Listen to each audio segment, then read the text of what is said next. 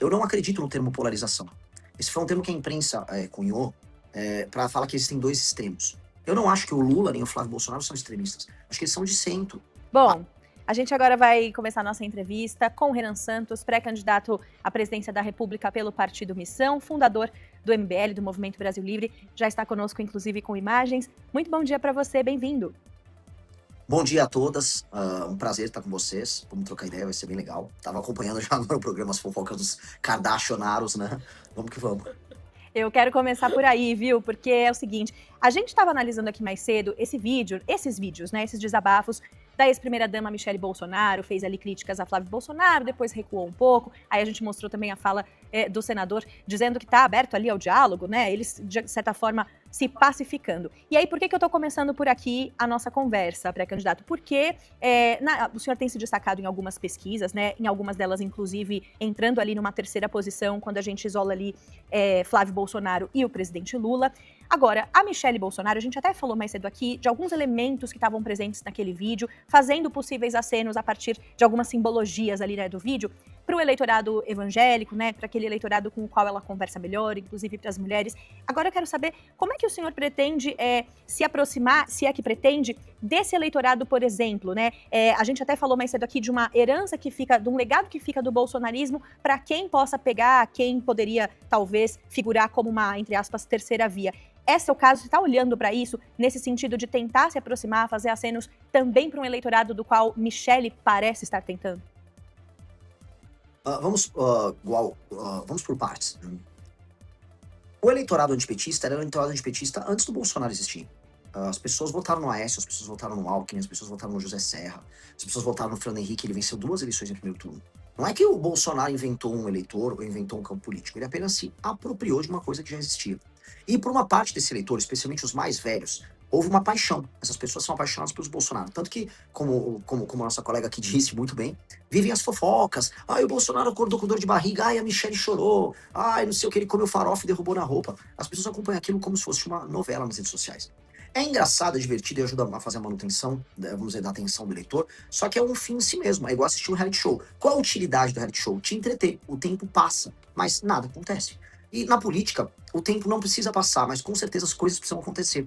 E o Flávio e a família Bolsonaro em nada fazem coisa acontecer porque eles são políticos muito inábeis. E o que essa história mostra? Ora, se essa família não consegue nem se administrar, se o patriarca da família, que é o Bolsonaro, que já é um homem muito limitado intelectualmente, não consegue, vamos dizer, colocar a sua esposa e o seu filho para conversar, e eles precisam lavar roupa suja em público, mostra que eles não têm capacidade de liderança, como nunca tiveram. Né? O Bolsonaro, querendo ou não, é um erro do destino que aconteceu com as redes sociais.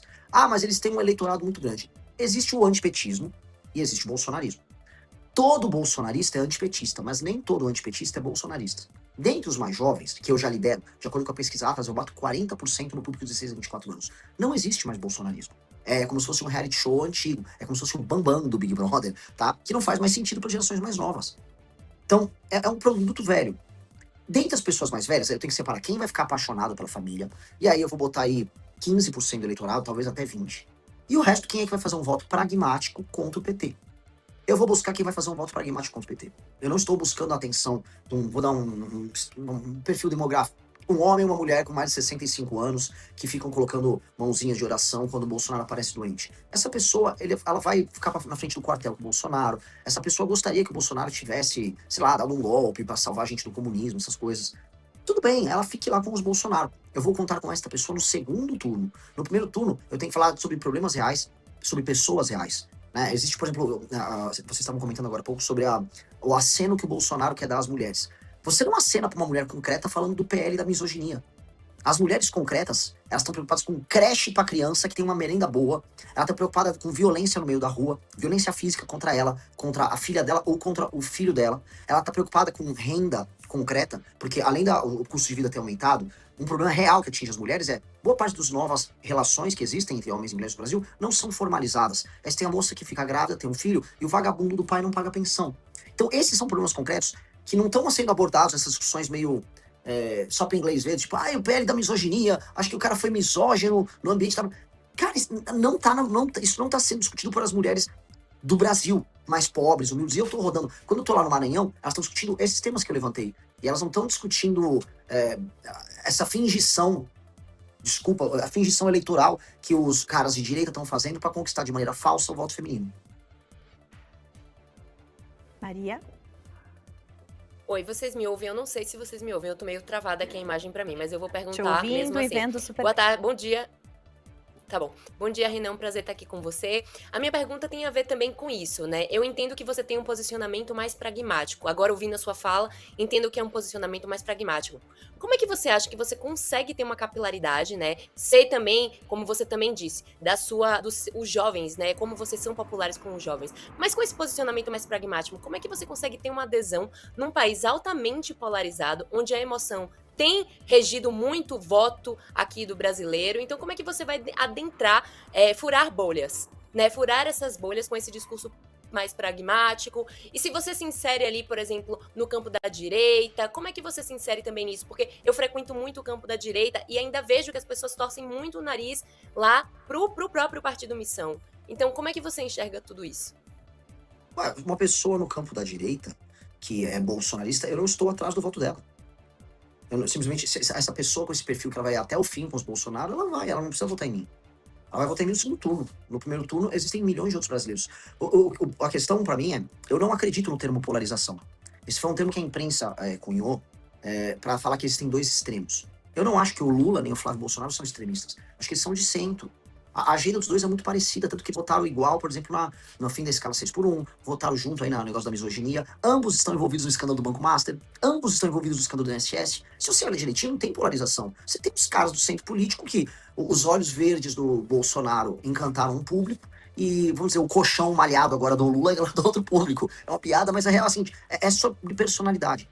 E como eu adentro isso? No mês de março eu faturei cerca de $4.600, totalizando aí um pouquinho mais de R$23 mil apenas com a AdSense do meu canal, postando cortes do MBL. E se você tem interesse em criar seu próprio canal de cortes, ajudar no projeto e ainda poder ganhar com isso, é só clicar no primeiro link da descrição desse vídeo, ou então ler o QR Code que tá aparecendo aqui no meio da tela, que eu vou te explicar um pouco mais sobre isso. Com algo chamado imaginação. Você colocou, Renan, você tem um pensamento racional, meio mais concreto. E coisas concretas não costumam ganhar corações, mas na verdade eu venho ganhando corações. E onde eu demonstro pra você que eu ganho corações? Não é nem que eu ganho coraçõezinhos de fãs e tal. Não é nem isso. Eu proponho um sonho de um Brasil diferente que integra as pessoas. E aí a gente percebe, ao eu propor esse sonho, que todos os eventos que eu faço são maiores que os dos demais candidatos. Quando eu vou num podcast, quando eu vou numa rádio, eu dou mais audiência do que os demais candidatos. Isso é sintoma de algo muito novo, tá? Isso é um sintoma de algo muito quente. E esses fenômenos que ficam quentes, eles tendem a se espalhar melhor. Então eu comecei com 1%, depois para 5%, na pesquisa Atlas, nos trackings que saem nessa pesquisa por aí, 8, 9, 10, 11, eu preciso me firmar em terceiro agora. E eu já estou me firmando em terceiro, eu nem acho que eu esteja mais competindo agora no patamar dos governadores, eu já estou indo para um patamar em que eu preciso buscar o Flávio. E nesse jogo, nesse desenho que eu coloco para você, sonhar e propor uma imaginação do o que é um Brasil sem favela, o que é um Brasil em que o Nordeste é desenvolvido, o que é um Brasil em que a bandidagem será destroçada, o que é um Brasil que vai saber utilizar suas terras raras como um instrumento real para enriquecer as pessoas. E eu falar dessas propostas, eu ir viajar o Brasil profundo, eu ir pro Pará de carro, eu ir pro Maranhão de carro, eu ir pro Rio Grande do Norte, no interior, no sertão árido de carro, nenhum deles está fazendo. E aí as pessoas passam a viver do sonho comigo. E sonho é sobre emoção também. É a sua imaginação e o seu coração batendo juntos. E quando essas coisas acontecem, você emociona as pessoas abraçam o seu sonho. E isso é muito poderoso, muito poderoso. Quero aproveitar que o senhor citou o Pará, né? Lideranças indígenas na região ali do Baixo Tapajós, no oeste do Pará, protocolaram uma representação no Ministério Público Federal contra o senhor. A iniciativa o acusa de racismo, né? Também de disseminação de desinformação em relação a declarações feitas durante a sua passagem ali por Santarém. Teve um vídeo, né, em que você classifica as pessoas que estavam ali protestando de povos tradicionais como uma sabotagem gigantesca para o desenvolvimento da região com relação a uma empresa por lá, que é a Cargill. Então, quero aproveitar para abrir espaço também para te ouvir a respeito desse assunto, dessa representação, e também para aproveitar para questionar a figura, por exemplo, do Partido dos Trabalhadores, né? O PT tem ali um trânsito com as comunidades tradicionais. O senhor vai se antever a elas, vai se opor a elas de alguma maneira, ou não? Já começo mantendo o que eu disse. Primeiro que ninguém ali é índio. A tal da tribo que está se opondo a mim chama Borili. É uma tribo que desapareceu no século XVIII, aí um antropólogo foi e redescobriu agora para demarcar terra. Sabe?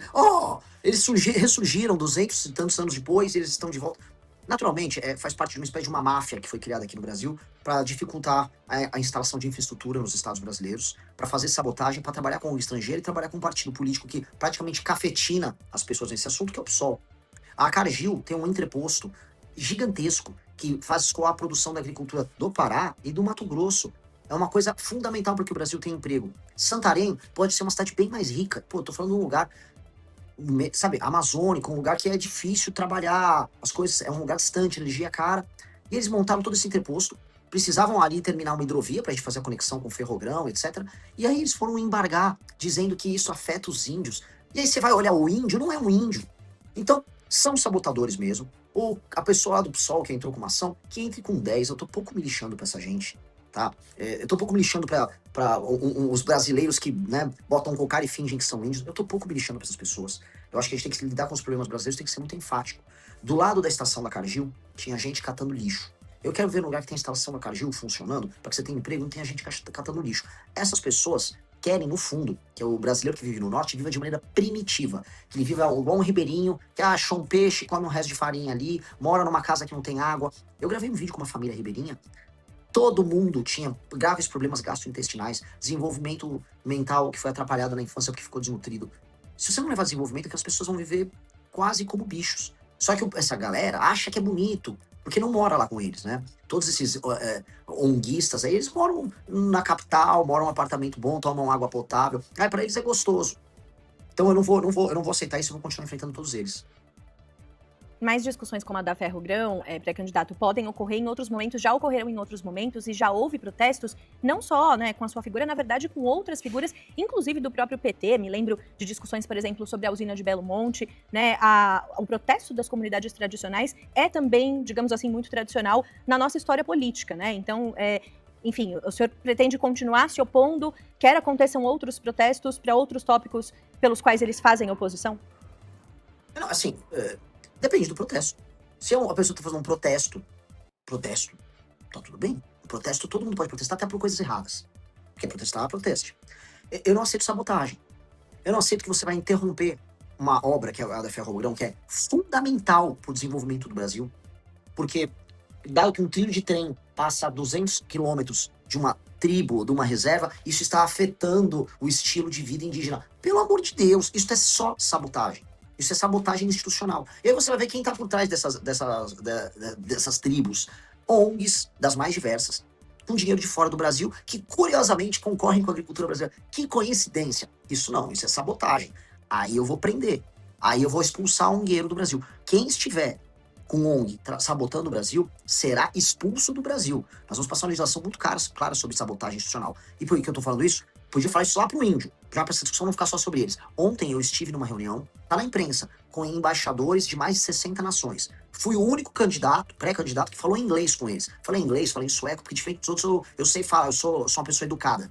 Mas eu avisei os estrangeiros. A farra das suas ONGs, em vez de eu embaixador americano, embaixador da França, embaixatriz da França, não vai rolar. Não vai rolar. Suas ONGs que nos sabotam, eu vou botar eles pra fora ou eles vão ter que se comportar. Que isso é sabotagem ao nosso país. Imagina, na Inglaterra você vai construir uma ferrovia, vai construir uma obra de infraestrutura, constrói. No Brasil eu não posso. Eu não vou aceitar isso. Maria? Agora a gente tá sem o Agora seu tá áudio, certo. Maria. Acho que você deve ter mutado.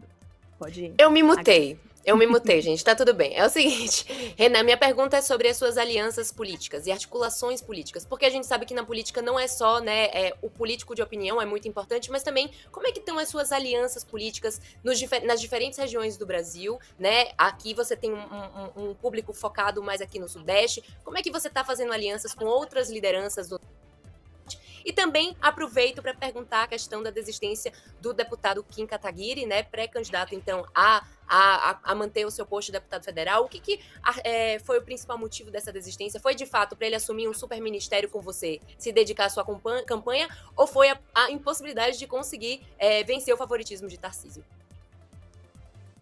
Olha, a tua primeira pergunta sobre alianças. Eu não estou afim agora de fazer aliança. Tudo na vida tem o seu momento. Eu comecei sozinho essa campanha. Eu tô sofrendo muito na campanha. Eu tenho que rodar de carro. Eu fico doente. Eu perdi meus... Eu não vejo meus pais. Eu não vejo boa parte da minha família. E eu sei que eu tenho que fazer isso e chegar nos 10% meio que sozinho com os meus amigos. e com o meu time. Eu tenho que me provar sozinho agora. E ninguém vai me ajudar, ninguém vai ser aliado meu nessa história. É muito solitário esse trabalho que a gente vai fazer.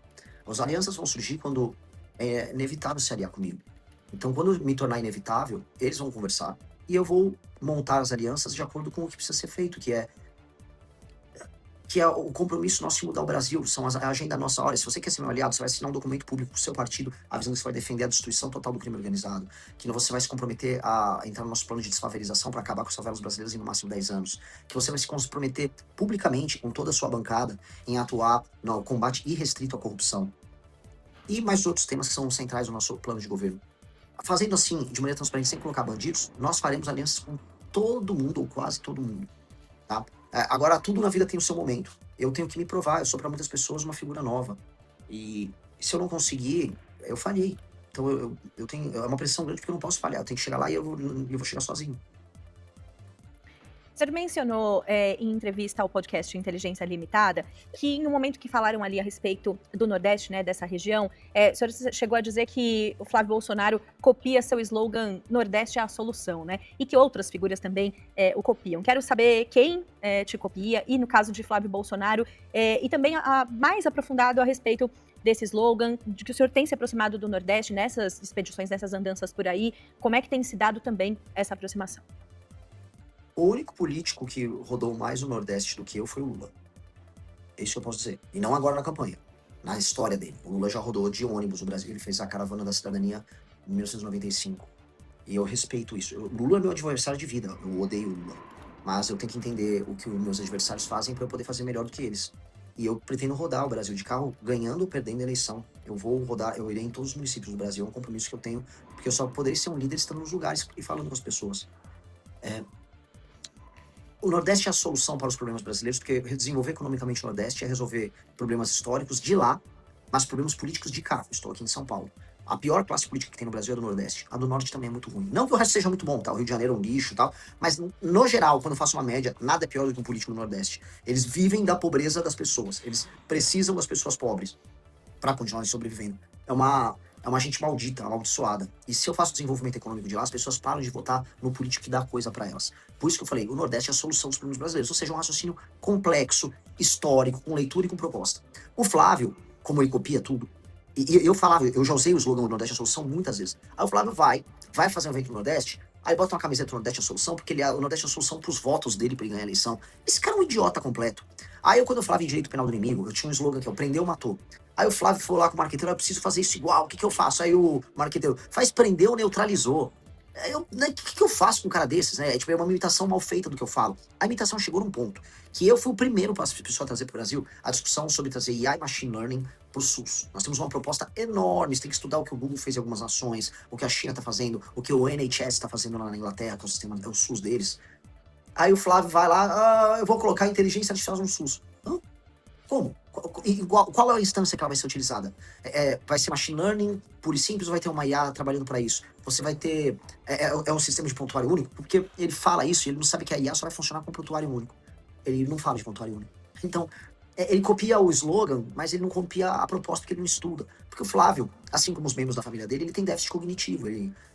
Tô sendo elegante, eu quer dizer que ele é burro. Então, ele só fala as coisas mais simples e vai jogando pra frente. E isso me irrita muito. Isso é uma droga, porque você tenta ser verdadeiro, de verdade. Assim, eu sou uma pessoa verdadeira. Eu posso tá perdendo voto com o que eu tô falando aqui. Mas eu prefiro falar a verdade o tempo todo. E eu não consigo lidar, me faz muito mal lidar com pessoas que são falsas o tempo todo. A falsidade faz mal, a falsidade me machuca. Eu não gosto de ver isso. E ele me imita do jeito falso e burro. Falou, pô, quer ser burro, mas seja burro original, seja burro do seu jeito. Não estraga quem tá fazendo certo.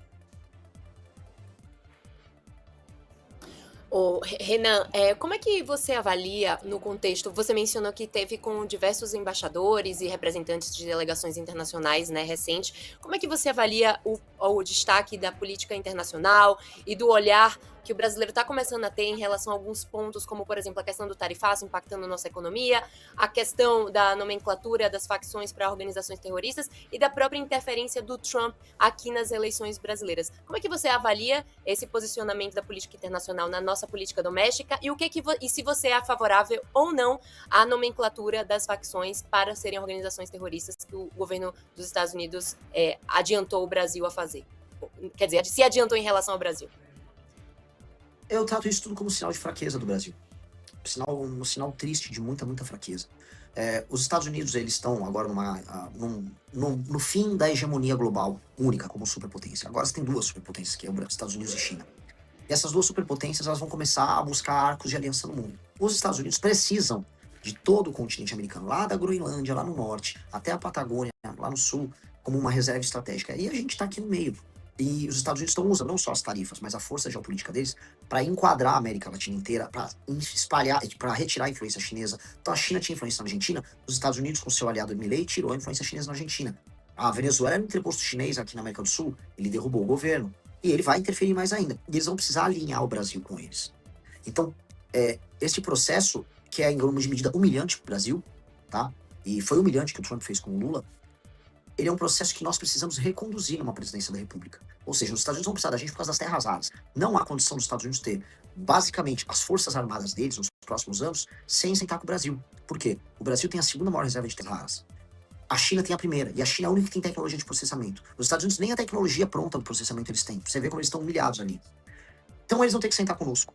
Ou a gente senta de maneira altiva e monta um plano de começar não apenas a extrair, mas processar as terras raras e produzir um complexo industrial no Brasil, ou a gente vai ficar sempre vendendo as coisas para os outros e fazendo um negócio ruim, que é o que está acontecendo agora. Eu estou dando uma dica. Empresários brasileiros já estão se reunindo com empresários americanos, esses empresários brasileiros são amigos de políticos, então os políticos brasileiros vão vender os nossos recursos para os gringos e a gente não vai ficar com nada. É um novo pau-brasil.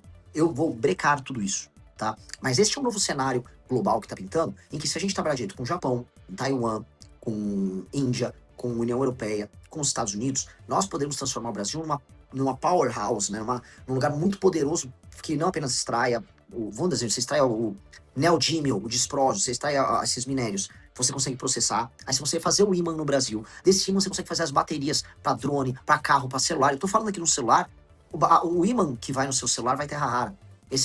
Todo esse complexo de produtos começar a ser feito no Brasil com centenas de milhares, milhões de empregos de altíssima qualidade, muito dinheiro ficando aqui. E a gente muda o Brasil. Então, isso uma maneira da gente se adaptar geopoliticamente a esse contexto novo que está vindo aí. E a maneira que eu defendo também. Sobre o enquadramento como organizações terroristas, eu sou bem direto. Eu fui o primeiro a trazer um debate público o enquadramento naquilo que chama de direito penal do inimigo, que é tratar como um ente diferente, anômalo, a facção. Chamar de terrorista é só um nome. Ah, ele é terrorista. E eu acho que, assim, o Brasil não tem que ficar esperando os Estados Unidos fazer nada. Eu acho humilhante se os Estados Unidos tiverem que agir aqui no Brasil. Não aceitarei como presidente. Eu aceitaria, assim, acordo logístico, acordo de troca de tecnologia, compra de equipamentos americanos especiais para fazer operações, porque eu quero pegar as favelas brasileiras, eu quero destruir todas as lideranças do crime organizado da maneira mais indolor possível. Se puder, o chefe, o DOCA, vai dar nome aqui, DOCA, o urso, traficante aí do Comando Vermelho. Se você tiver uma casa sozinho e eu detectar, eu vou mandar um drone estourar a tua casa. E ninguém ao redor vai se machucar. Que é como acontece agora nas operações. Eu quero ter essas tecnologias, eu quero essa parceria com os Estados Unidos. Eu quero drone e bomba no DOCA. Entendeu? Então, de resto, não há salvador. Ninguém liga pra cuidar da gente. Se a gente não cuidar de nós próprios, os outros só vão extrair da gente o que eles querem. Seja a China, seja os Estados Unidos. Que é do nosso comentarista político, Rafael Cortez, ele que tinha colocado aqui pra gente reproduzir pro senhor, que é o seguinte, colocando aí um cenário, né, em que o senhor chegue aí à presidência da República, dá para fazer reformas liberalizantes na economia sem se juntar à política tradicional? Quer dizer, esses acordos que eventualmente precisam ser feitos no fazer político quando já se está no poder, como é que é isso pro senhor? Veja, o Brasil é um país complicado. Eu vou ganhar as eleições, mas muitos brasileiros vão votar em muitos políticos ladrões. Então, o brasileiro vai, de maneira consciente até a urna, vai apertar o número de um político ladrão e vai eleger um político ladrão. É certeza que isso vai acontecer. Então, falando assim, centenas de deputados corruptos que vão estar lá em Brasília só para fazer jogo sujo serão eleitos pelas pessoas. As pessoas reclamam e votam. O brasileiro é doido. Ele não pode ver um ladrão que o brasileiro sai votando. Isso é a realidade. Então, eu vou ter que lidar com essa realidade. Não quero lidar, mas eu vou ter que lidar. O que eu vou fazer? Do outro lado, eu ganhar a eleição significa que o mesmo brasileiro que também votou no ladrão tá querendo uma pessoa que não seja um bandido, que seja claramente fora do jogo e que estabeleça novas regras de funcionamento da política. O que eu vou impor são as regras para uma aliança para passar as nossas reformas. Regras muito claras de participação no governo e essas serão públicas, tá? O que eu vou fazer é quase como se fosse um edital para participar do meu governo. Vamos dizer, partidos que quiserem conversar comigo, aqui tá a pauta. Eu ganhei a eleição para presidente com essa pauta. Soltem uma ata oficial aí pelo seu partido, uma resolução, Com essa ata vocês aderem, e aí podemos, como pessoas absolutamente probas, compor governo e montar uma maioria na Câmara dos Deputados, uma maioria no Senado, para podermos trabalhar. Este vai ser o critério. E eu vou conversar com todos. No início, eu vou precisar passar uma PEC fiscal, muito bem levantada pelo comentarista, que é uma PEC fiscal que é agressiva e que vai resolver a questão brasileira das contas públicas que estão estourando, que vai permitir que depois eu baixe imposto, que o juro fique mais baixo, que invistam no Brasil, que o emprego aumente. Eu preciso fazer isso já. E eu vou precisar fazer isso com critério. Agora, você não vai me ver aqui num governo que compra as pessoas, que vai entregar a estatal para vagabundo de partido vagabundo, ficar ganhando dinheiro. Não tem o famoso, olha, pega o ministério com porteira fechada. Não existe essas discussões de porteira fechada. O Brasil, por exemplo, se você entrega um ministério com porteira fechada, significa que aquele partido vai roubar de porteira fechada. Isso acontece no governo do PT, aconteceu no governo do Bolsonaro. Nós temos que disciplinar isso, não pode funcionar dessa maneira. E os partidos sabem que terá que ser assim, porque se eu ganhei a eleição, significa que o eleitor já está com essa mentalidade. Então eles vão ter que se adaptar. Se não se adaptarem, eu não vou ceder para eles. Eu não vou ceder para eles. Eu não vou entrar em guerra com os deputados, mas eu também não vou ceder para eles. Para finalizar, pré-candidato, quero saber o seguinte: pintei aqui um cenário em que o senhor se elege presidente e agora o contrário, né? Em não se elegendo, tendo ali o cenário de segundo turno, o presidente Lula e o senador Flávio Bolsonaro. Para quem o senhor acaba fazendo campanha ou vai se isentar desse debate? Eu vou pro segundo turno. Eu nunca vou trabalhar com hipótese. Não se vai pra guerra imaginando que você vai perder. Imagina a seleção brasileira agora. Não, tô imaginando em torcer pra França agora no final. Não pode. Mas exercícios de suposições existem nesses momentos, porque também faz parte do fazer político, né?